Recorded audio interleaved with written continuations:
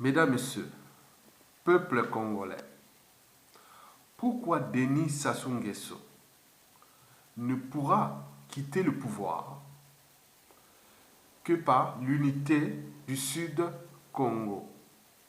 Pour commencer, je vais devoir vous expliquer la psychologie du despote Denis Sassou Nguesso. Elle fait foi au dos. Mesdames, Messieurs, peuple congolais, il faut comprendre que Denis Sassou Nguesso mène le dernier combat de sa vie de mythomane, de mégalomane, de cynique et de sadique. Denis Sassou Nguesso est un malade mental qui, à 30 ans, est apparu dans l'histoire politique congolaise avec la prétention de devenir le propriétaire de ce pays. Denis Sassou Nguesso n'a jamais prévu de quitter le pouvoir une fois qu'il aurait conquis. En effet, Denis Sassou Nguesso se perçoit comme un conquérant armé.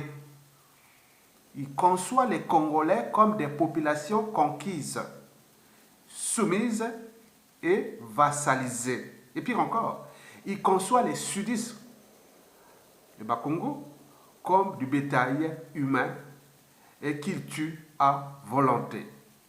Mesdames, Messieurs, peuple congolais, Denis Sassou Nguesso estime qu'il est arrivé au pouvoir par la force. Et tant qu'il n'y aura pas une force supérieure à lui, il ne partira pas du pouvoir. Voilà la psychologie de ce malade mental. Avec le recul, nous avions pu déceler 3 maladies mentales chez Denis Sassou Nguesso. D'abord, 1. Le mensonge sur son passé. Ensuite, la mégalomanie, c'est-à-dire l'invention du mythe du pouvoir artificiel pour compenser son mensonge. Et enfin, le sadisme, qui est une manière pour lui de se venger contre tous ceux qui veulent le ramener sur le chemin de la réalité. Mesdames, Messieurs, peuple congolais, Denis Sassou Nguesso compte compenser la perte de son passé par l'accomplissement d'une présidence à vie ou d'une dictature à vie. En effet, après une succession de coups d'État, il n'a jamais prévu de quitter le pouvoir. En fait, Denis Sassou Nguesso est un adulte attardé qui n'est jamais sorti du mythe du pouvoir qui s'est lui-même fabriqué depuis son enfance. Il a donc inventé un parcours criminel pour réaliser ce mythe. Denis Sassou Nguesso a trouvé au Congo un terrain de jeu dans lequel il réalise son fantasme le plus profond.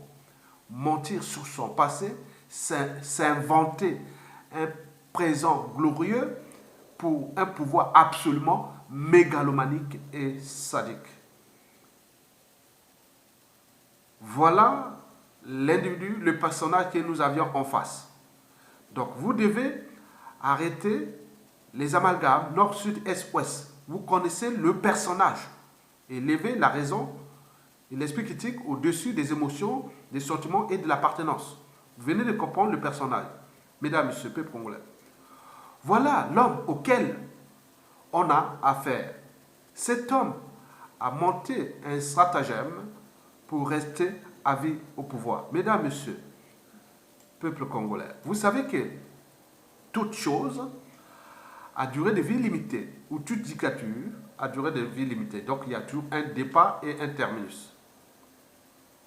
Et au moment où nous sommes à l'apogée de la dictature de Sassou Nguesso, nous devons trouver les moyens pour s'en débarrasser de cette tyrannie.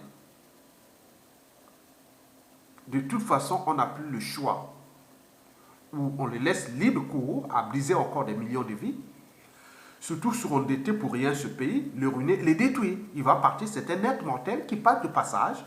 Regardez toutes les tyrannies et qui sont passées, comme celle de Sassou, qui n'ont laissé que désolation dans ce pays. Donc nous allons encaisser les conséquences de quelqu'un qui n'était que de passage, qui est venu fracasser ce pays, et au moment qu'il est en train de jouir de sa mégalomanie, de son sadisme, de son cynisme, hein, un pervers. Et donc nous sommes là en train de chercher autre. Non, regardez Sassou Nguesso qui a bien expliqué à vous que comment il a détruit l'école au Congo. La vidéo est là, elle est sur ma page là. Il a dit que quand il est arrivé au pouvoir en 1979-80, le pays était à 100% presque de scolarisation. Quand vous voyez Yombi, commençons par Yulu, Massamba Deba, Marengwabi, encore Moyobi, mais ils ont alphabétisé les Congolais, le savoir et la connaissance. Mais lui, quand il est arrivé, il a tout détruit. Donc nous étions à 100%. Aujourd'hui, autour de 35% d'alphabétisation. Il a cassé. Il n'était pas venu pour vous. Mais quand on multiplie ces genres d'exemples, quelqu'un qui détruit le savoir et la connaissance, détruit l'âme d'un pays, détruit l'avenir d'un pays, là, il a détruit votre avenir. Il a saccagé les tissus culturels du nord au sud, de l'est, ouest. Est-ce qu'il n'y a pas de faux sages partout dans le pays, non? Pourquoi parler encore des nordistes, des sudistes? Il n'y a pas de faux sages dans le nord comme au sud, non? Les institutions fictives. Il n'y a pas de faux opposants, faux décideurs du nord au sud, de l'est à l'ouest, non? Donc il y a beaucoup d'exemples qui sont là. Il a détruit partout. Regardez les routes biodégradables, les routes qui tombent en panne, en ruine, autres. C'est sur tout le pays. Donc arrêtons de jouer aux mentalités d'indigènes ou d'esclaves. Il faut avoir des mentalités de citoyens. Un citoyen a des droits et devoirs. Contre l'injustice, l'oppression et la barbarie. N'a pas à demander à du nord, du sud, blanc, noir, autre, non. Donc, l'unité du sud va s'imposer là parce que déjà, c'est 2 tiers de la population congolaise, 2 tiers des villes stratégiques, 2 tiers de l'économie congolaise, et n'oublions pas, 2 tiers des victimes de Sassou Nguesso.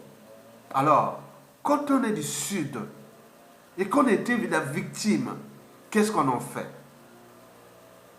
On s'unit. Donc, d'où l'unité du Sud Congo. Alors, pourquoi l'unité du Sud Congo? C'est pour une simple raison. Parce que, l'union fait la force. Et l'unité ne se décrète pas et se construit au gré des épreuves. Oui. Il ne faut pas seulement dire qu'on va être unis. Il faut qu'on mette des actions dans le sens que, nous, on ne se laissera plus faire. Et Denis Sassou Nguesso n'a jamais aimé les Congolais. Et puis encore, les Bas-Congo. Vous, les sudistes. Alors, on peut commencer par les opérations de désobéissance civile ou civique. Donc, il faut étudier. Aujourd'hui, chaque jour qui passe, vous avez 8 jours, une semaine, à suivre ce qui se passe en Côte d'Ivoire.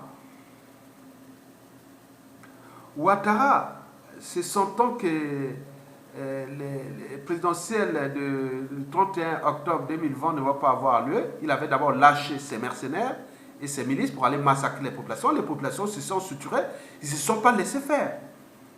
Et après, il a fait sortir ses armes et autres. Donc, il faut suivre la situation.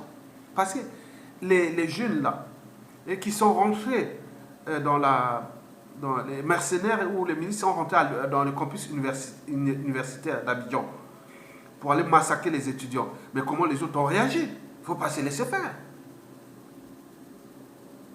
Vous voyez le combat des buffles contre les lions? Il y a souvent la carte des 2 côtés. Or, le combat des lions contre les gnous, les les herbes, ben, à qui les tout, comme des moutons, quoi. Non, on n'est pas des moutons, on ne va pas se laisser faire. Vous êtes en face des gens qui ne sont plus des humains. Ils n'ont plus rien à perdre. À la tête de ce pays, nous avons un néron tropical. Ces individus-là, qu'on rencontre une fois tous les 2000 ans, ils seront toujours au service de l'injustice, l'oppression et la barbarie. Regardez les cursus des associés que je viens de voir du point de vue psychologique. Donc, je peux vous les lire pour que vous puissiez comprendre comment le sens de l'unité du Sud, que je vais vous l'expliquer. Il faut comprendre que Denis Sassou Nguesso mène le dernier combat de sa vie de mythomane, de mégalomane, de cynique et de sadique.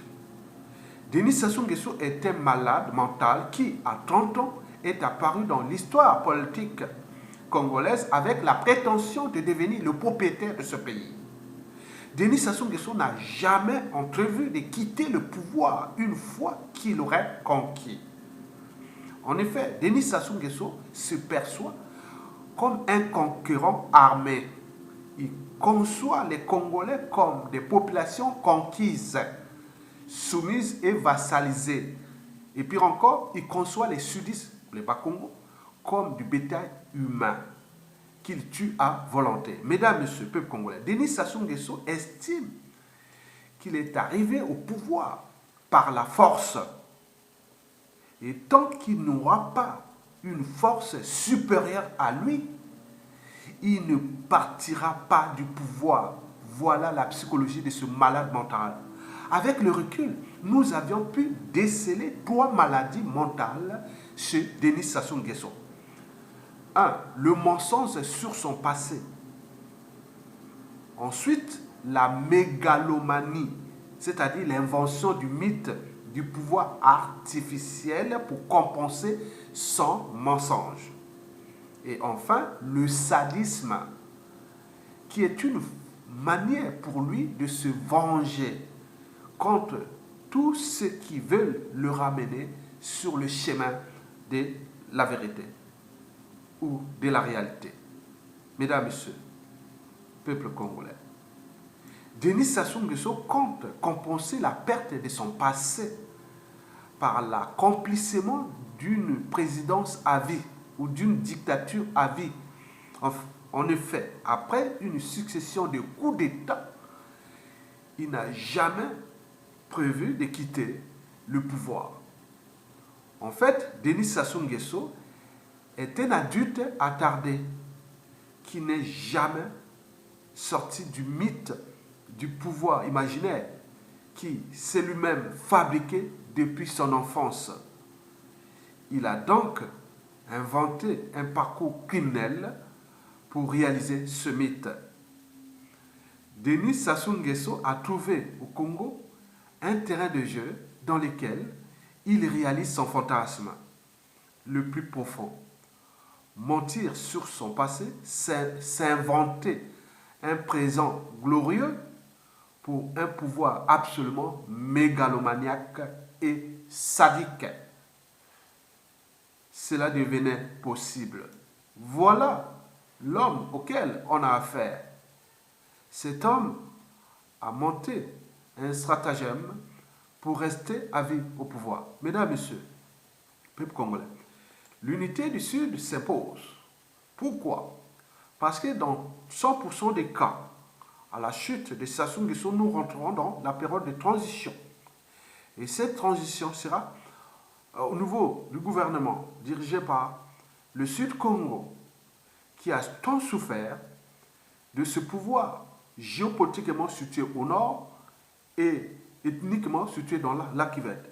Nous devons compenser ce qui s'est passé pour apaiser l'âme des Congolais. Donc, comme l'on dit qu'il n'y a pas de mobilisation profonde du citoyen, ni de dépassement de soi, sans lendemain à construire et de futur à édifier. Peuple du Sud, chers compatriotes du Sud, désolidarisez-vous de ce pouvoir-là. Que vous soyez intellectuel, cadre civil, politique et militaire, désolidarisez-vous du pouvoir des Denis Sassou Nguesso. Désolidarisez-vous. Parce qu'il va de soi pour votre liberté, dignité et surtout les caractères sacrés de la vie humaine qu'au vu de ce qui se passe en Côte d'Ivoire, eh oui, cette technique-là sera certainement exportée au Congo d'ici mars 2021 où Sassou espère passer en force en fonction de ce que je viens de vous lire sur sa psychologie. Et donc, vous, peuple du Sud, en prenant votre responsabilité de désobéir, de se désolidariser de ce pouvoir, vous arrachez, votre liberté et dignité, et plus, vous avez le pouvoir puisque vous êtes les plus nombreux. Et donc, pour ce cas-là, tout sudiste qui a une âme et une conscience, qui a sa liberté et dignité, qui a le sens de l'intérêt général, on dit non, nous sommes nombreux, on bloque le Sud Congo. Et par conséquent, ça se sera étouffé. Et en sortant de là, nous allons rentrer dans une période de transition. Et de cette transition, et qui aboutira à la dissolution presque complète du pouvoir suprême. Parce que l'enjeu de demain est de bannir le tribalisme, l'ethnocentrisme et la géopolitique nord-sud, pour que les Congolais soient libres, heureux et disent chez eux, partout du nord au sud, de l'est à l'est. Donc les postes des présidents de la République là seront caducs. Nous allons avoir des régions semi-autonomes. Nous aurons beaucoup de choses à faire ensemble. Mais en passant, nous allons d'abord réparer l'âme des Congolais, qui a été brisée par, dans 97% des cas par Denis Sassou Nguesso. Parce qu'il était là en mission. Chaque fois dans ce pays, chaque fois qu'il y a eu des coups d'État, il y avait toujours Sassou Nguesso. Chaque fois qu'il y a eu des assassinats, toujours Sassou Nguesso. Chaque fois qu'il arrêtez de se plaindre alors que le mal est là. Donc, nous devons aller dans ce sens-là de l'unité du Sud. Donc, pour en savoir plus, écoutez beaucoup de vidéos de Bernard Pongui, écoutez les vidéos de Edim Kayi. Parce que ne doutez jamais qu'un citoyen conscient et engagé puisse changer le monde. Historiquement, c'est toujours de cette façon que les changements se produisent. Il faut toujours des gens qui innovent, qui créent et autres. Donc l'unité du Sud n'est pas la scission. L'unité du Sud est d'éviter que ça soit, en divisant ce pays en nord et sud, et puis on a abusé du Sud et pour conserver sa tyrannie au nord. Donc vous avez tout compris. Donc le but est de casser cette géopolitique que ça soit à instrumentaliser pour rester au pouvoir. Donc en cassant cette géopolitique, c'est-à-dire le Sud fait bloc, c'est fini. Donc vous avez vu en Côte d'Ivoire, quand il y a eu des bulletins pour distribuer les cartes électeurs, ils ont brûlé, tout brûlé, on ne veut pas. C'est ça, vous donnez ça, on brûle, on ne veut pas. Il va faire où? Donc vous préparez, donc étudiez techniquement ce qui se passe en Côte d'Ivoire. Et demain, vous avez ce pouvoir-là, que nous allons compenser ça. Si ça n'était que de problèmes de géopolitique haute, ce n'est pas le problème. Nous, à la chute de Sassou, il y aura beaucoup de responsabilités politiques pour restaurer ce pays-là, mais cette responsabilité sera au sud. Donc commençons maintenant pour prouver que nous sommes capables et qu'après, nous pouvons continuer aussi à prendre les responsabilités. Mesdames, Messieurs, peuple congolais, donc pour comprendre le sens et l'enjeu de l'unité du Sud, il faut aller écouter les vidéos de Bernard Pongui et d'Edim Kayi et d'autres qui relaient ce truc-là, c'est l'unité, c'est dans ce sens-là. Parce que si on laisse Sassou Nguesso jouer avec cette géopolitique nord-sud, que le nord c'est pour lui, et le sud pour ses pions, ses victimes, et ses complices, on n'en sortira pas parce que c'est le stratagème que Sassou Nguesso a instauré dans ce pays pour rester à vie au pouvoir. Et nous, à côté, qu'est-ce qu'on fait? On met les amalgames nord-sud, les polémiques nord-sud, les tribalistes et autres. Mais ils s'en foutent. Il n'a pas été envoyé là pour vous servir. Il est venu pour se servir. Donc, mesdames, messieurs, peuple congolais, donc, pour terminer, je vous informe que je ne suis pas un marabout, ni un prophète, encore moins un chaman ou tout compagnie. Bon, je sais qu'on ne joue pas au dictateur sans argent. Donc, la rupture contre le tyran peut arriver à tout instant. Mais dans 100% des cas, nous arriverons à une période de chaos. Parce que Sassou ne partira pas comme ça tant qu'il n'y a pas une force au-dessus de lui. Et cette force-là ne peut que venir, du peuple, soit d'une rébellion, à défaut de la France-Afrique qui dit donc stop. Mais quand la France-Afrique va prendre, il y aura compensation. Donc, qui ne risque rien à rien. Donc, la France-Afrique prendra ses responsabilités, mais en prenant ses responsabilités, mais il va aussi avoir des compensations. Donc, il va presser un autre pion. C'est ça. Donc, or, nous, si on commence à se structurer, à s'organiser, hein, et à ce moment-là, nous pouvons arracher notre liberté, dignité et notre pays du maître du Néron tropical. Mesdames et messieurs. Donc, vous voyez comment la situation de va tomber. Soit nous, peuple congolais, soit par une rébellion, coup d'état militaire salutaire. Là, n'en rêvons pas, parce qu'une armée où on emprisonne un haut gradé de l'armée qui a été élu président de la République, général Mokoko, et elle est là, donc on ne compte plus sur cette armée. Maintenant, il reste nous, peuple congolais. Mais aussi, on est divisé, on est haute. Donc, maintenant, laissons l'unité du Sud prendre cette responsabilité civique, parce que c'est déjà la majorité. Hein, la démocratie, c'est aussi la majorité. Et après, bon, ben, au final, ils prendront le pouvoir de la transition. Il n'y a pas de souci. Donc, vous devez comprendre que nous sommes dans cette dynamique-là. Et donc, pour éviter qu'il y ait plus de casse, parce que laisser ça qui sont encore là, le pays l'a complètement détruit. Il est déjà une poussière. Vous avez tout compris. Mesdames, messieurs, peuple congolais. Donc, pour terminer, je vous informe que Denis Sassou Nguesso avait donc préparé depuis plus de 50 ans ce qui est arrivé. Ce qui est arrivé. C'est-à-dire fracasser ce peuple-là, détruire ce peuple-là. Est-ce que nous allons continuer à accepter ça? Non. L'unité du Sud s'impose pour des raisons précédées. Donc nous allons travailler pour ces prochains mois, pour ces prochains jours, parce que ça peut tomber à tout instant. Hein. Je vous dis sincèrement, il n'a plus d'argent. Les caisses sont vides, tout va être vide. Donc, ça se a comme la souka. Mais nous devons chercher les moyens pour les chasser, parce que si on l'attend, il va détruire ce pays. C'est un être de passage. C'est un humain qui est de passage sur terre. Il va passer. Même si pour lui, il a dit que bon, ben, le clan, la famille, ne vous inquiétez pas tant que je suis là. Mais après lui, mais la famille, le clan va avoir des soucis. Donc nous voulons qu'il y ait moins de casse, de chasse à l'homme et autres. Donc il faut trouver les solutions pour le faire partir maintenant, parce que au moment qu'il y a le chaos, les perdants, ce sont les anciens bourreaux qui deviendront des victimes. C'est ça, 100% des cas. Parce qu'il y a trop de haine, trop de recul, trop de contentieux historiques non réglés, trop de méfiance, défiance, on ne sait pas. Parce que si on s'entendait, on aurait déjà fait quelque chose depuis.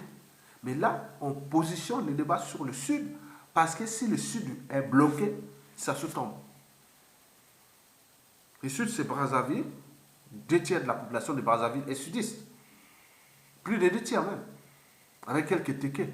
Mais si on va là jusqu'à Pointe-Noire, tout le pays est bloqué. Donc, vous avez tout compris. Donc, pour ça, commençons à se structurer en observant ce qui se passe en Côte d'Ivoire. Donc, je vous demande, peuple congolais, ceux qui aiment ce pays, suivez au jour les vidéos, allez voir les trucs, ce qui passe en Côte d'Ivoire. C'est la réalité, c'est ce qui va arriver aussi chez nous. Parce que ces dictateurs-là, ils s'entraînent. Donc, ils ont des gens qui observent ce qui se passe en Côte d'Ivoire. Ils notent, ils voient. Donc, pour venir contre vous, parce que de toute façon, Sassou Nguesso n'a plus de choix. Donc, lui, c'est ce qu'il veut. Il veut mourir au pouvoir. Parce qu'il a fait le mal dans ce pays, trop de mal. Et qu'il sait que, bon, ben, si cela retourne, donc il veut mourir au pouvoir. Et la fin ne justifiera pas les moyens employés contre vous, peuple congolais. Contre tout le monde, pourvu qu'on lui laisse tranquille, foutez-moi la paix. C'est qu'il appelle la paix. Reste-moi tranquille. Fracasser, détruire ce pays autre. Et pour combien de temps encore? Donc, prenons notre responsabilité. Quant à la France, bon, je l'ai dit à la France, hein, par la transformation de la France-Afrique. J'ai dit on peut passer de la francophonie des dictateurs à la francophonie des peuples, la France-Afrique des dictateurs à celle des peuples. Parce que là-bas, au niveau de toute l'opinion congolaise que je constate, hein, 70% sont en défiance. Ils évitent la France. C'est-à-dire, les gens c'est-à-dire, quand on voit la France, ils pensent tout naturellement à Sassou Nguesso.